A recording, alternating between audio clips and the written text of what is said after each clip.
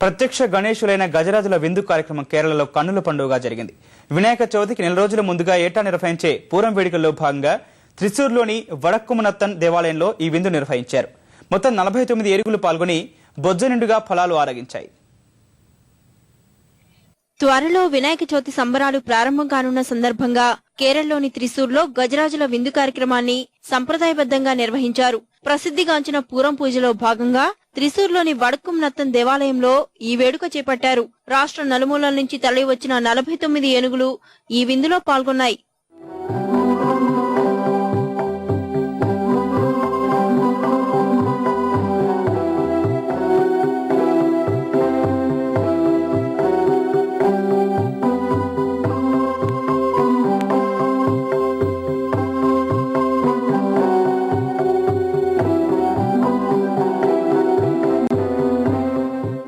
పూరం వేడుకల్లో భాగంగా అన్నయత్ పేరిట ప్రతి 4 ఏళ్లకోసారి ఇలా గజరాజుల విందు కార్యక్రమాన్ని వడక్కుమనత్తన్ దేవాలయ అధికారులు చేపడుతున్నారు.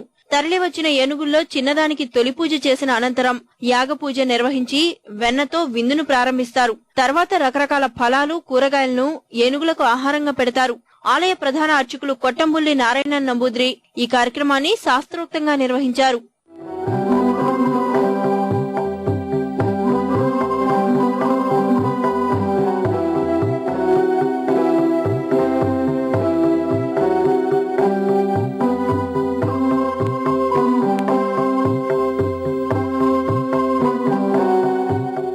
భారీ వర్షాలను కూడా లెక్క చేయకుండా రాష్ట్ర నలుమూలల నుంచి పెద్ద ఎత్తున భక్తజనం ఈ వేడుకలో పాల్గొన్నారు.